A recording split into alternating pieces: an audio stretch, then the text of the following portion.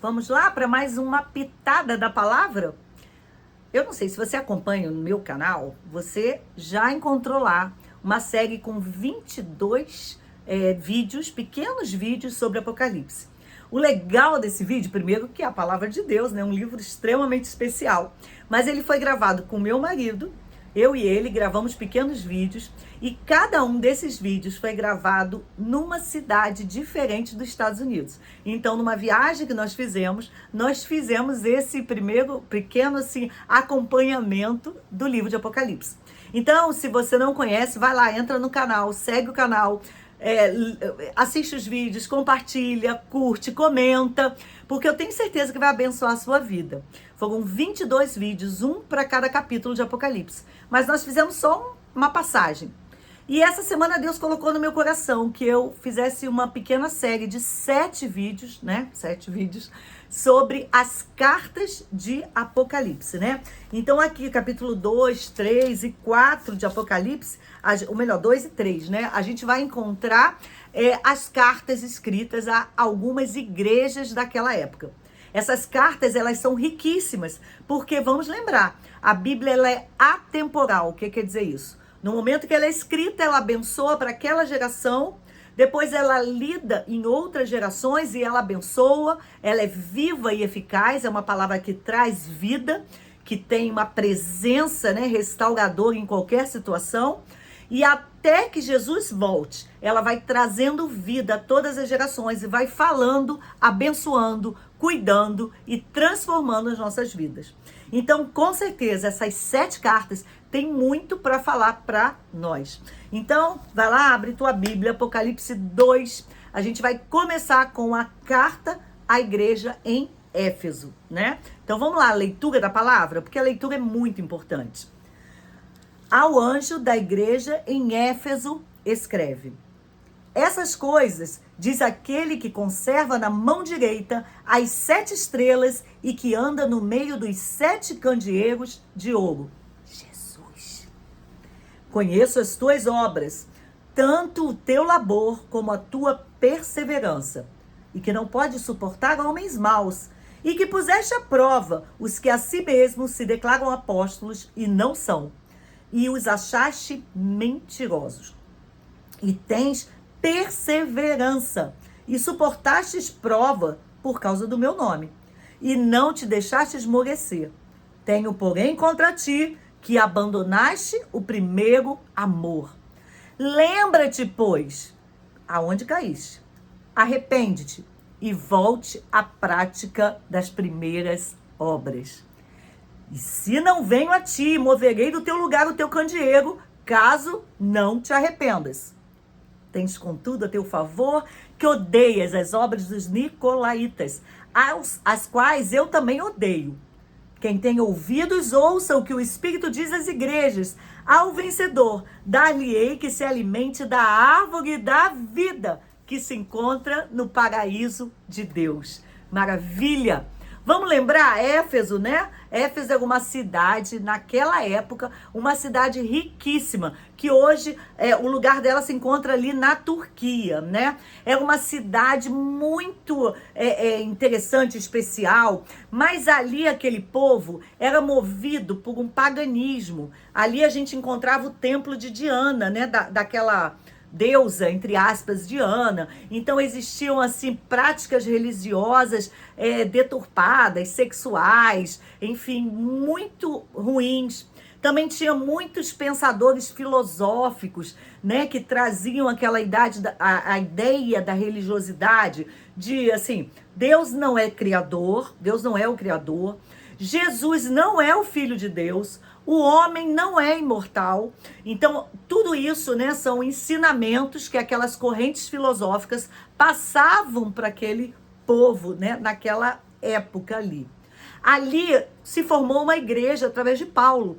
E próprio Paulo, ele ficou ali bastante tempo. Ele foi ali na segunda viagem missionária dele. Depois ele volta, fica por mais uns 3 anos. E há assim um interesse pelo evangélico. Mesmo aquelas pessoas perdidas começam a se interessar pelo evangelho. Mas como há um interesse pelo evangelho, depois o povo acaba se levantando, né, contra também Paulo, e Paulo acaba tendo que sair da cidade. Mas ele deixa Priscila, deixa Áquila, e você vai se lembrar, se você já leu, que tem um episódio ali que eles queimam os livros, que aqueles livros que eram escritos de feitiçaria, de coisas ruins, né, por conta do evangelho. Então era uma igreja que recebeu uma grande receptividade.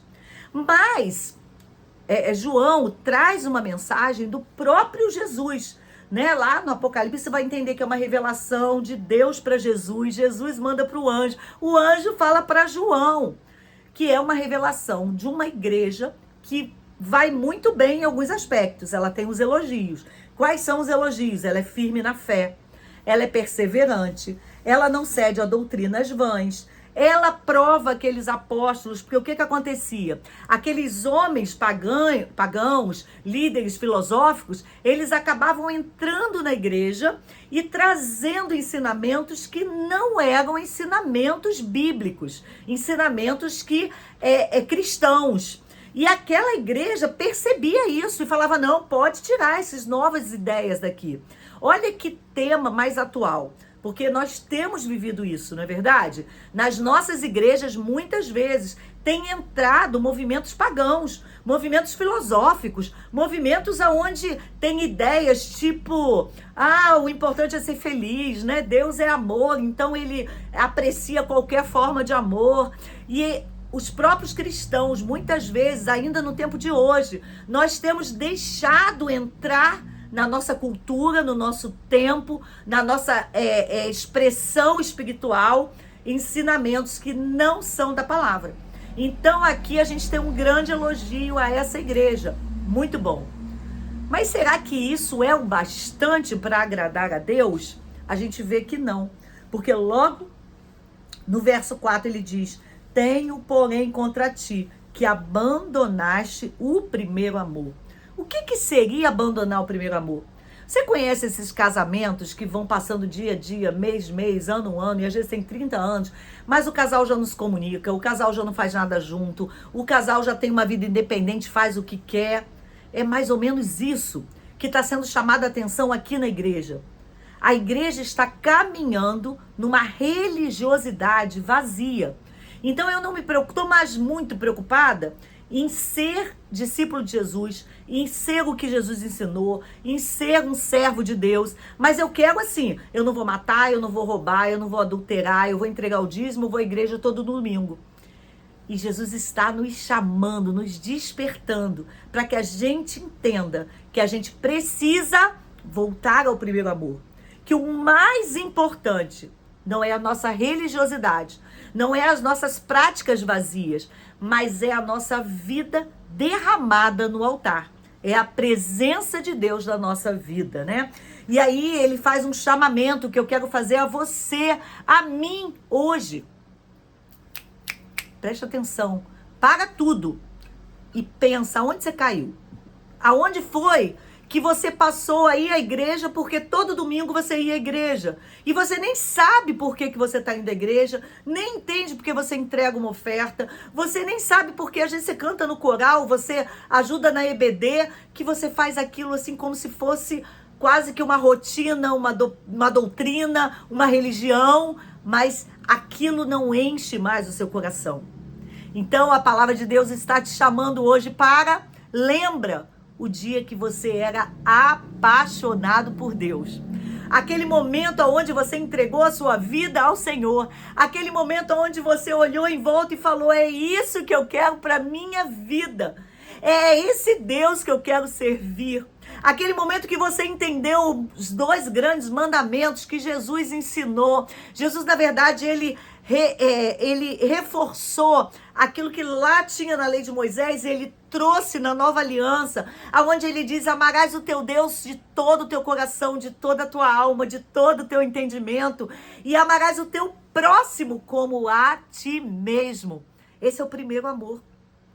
O primeiro amor é quando eu coloco Deus acima de todas as coisas. E eu uso esse amor estrondoso, maravilhoso, esse amor de renúncia, esse amor de vida abundante, e aplico esse amor, transbordo esse amor ao meu próximo. E é esse o chamamento que Deus faz hoje para a sua vida. Que você viva o amor verdadeiro, o amor maior. E ele fala, e gosto, né, quando o Apocalipse fala assim, quem tem ouvidos para ouvir, ouve. É como se ele estivesse falando, opa, acorda, vambora. E ele está dizendo, quem vencer, ou seja, quem voltar ao primeiro amor, quem viver para Cristo, quem quiser uma vida abundante, quem se encher da presença de Deus, quem quiser fazer de Deus o verdadeiro Senhor da sua vida, simplesmente vai receber, né? Vai se alimentar da árvore da vida, ou seja, vai ter uma vida eterna ao lado desse Deus maravilhoso no próprio paraíso. Não se esqueça, Deus está no controle da nossa vida. O meu papel, o seu papel é se aproximar desse Deus, amá-lo acima de todas as coisas, acima de todas as circunstâncias, acima de todas as dores, problemas, lutas. Olhar para ele e falar, Senhor, Jesus, tu és suficiente.